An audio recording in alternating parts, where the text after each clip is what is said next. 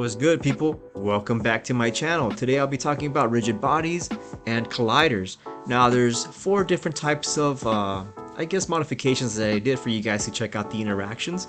There's some that are based on the physics, some that are just straight up based on just kinematics, so they won't alter or be altered by any physics. So let's talk about what we have here. Here all I have set up is, well, let's talk about the first one, the square floor, which is green. All I've had done here is I added a sprite renderer.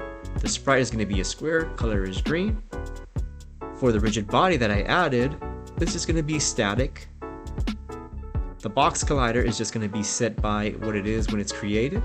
And if you're wondering how I just went ahead and added those options or those components, I just go to add component, and there you go. You got your Rigidbody2d, and if you want a box collider, you go ahead and do that. And that's pretty much how to set up the components. It's not too tough. Now that I have that, let's check out what's inside the rigid body, the first one, the white one. So what's in there, if we scroll up to the top, it's got a sprite that I added. It's going to be white. I added the component of Rigidbody2d.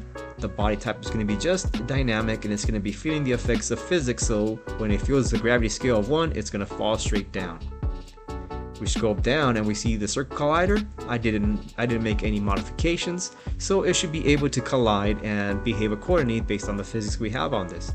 Now we didn't add any bouncing features on this, so it's just gonna get stuck as soon as it hits the floor. Alright, now let's see it in play.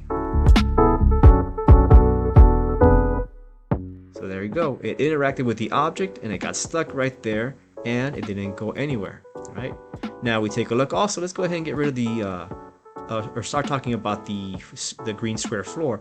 That basically is just static. It's just not going to be moving at all whatsoever, but it's still going to be acting as a collider and blocking any movement once it interacts with it. So let's go ahead and talk about the other rigid bodies that I created.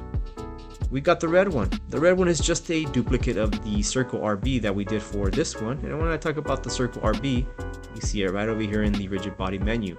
See? So what's in there? Same stuff, right? The circle. The color is red this time. It still has a Rigidbody 2D. Nothing has changed. But what I have changed is now we have the is trigger option turned on.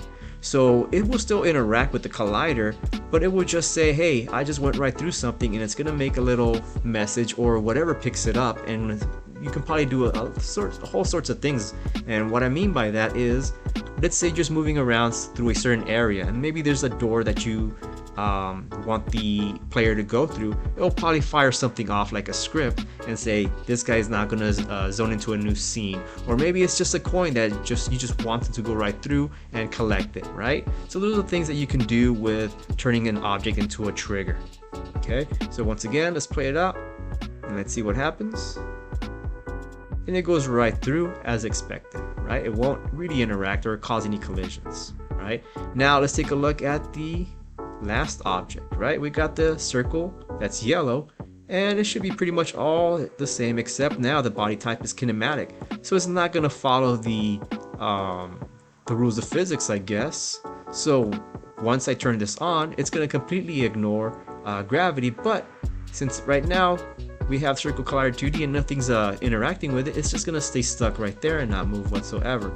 And that's basically what that should be able to do with that. Now let me show you. So there we go. The little yellow circle with a kinematic option will just stay stuck there unless you make it move through code. So that was a quick less than 5-minute explanation of rigid bodies and colliders. You guys can probably end up using the or watching the video that I talk about how to make these objects move in my videos. So that's pretty much it. All I have for you guys. Quick under 5-minute video to let you guys know how to set them up. And thanks for watching. Subscribe and like. See you guys later.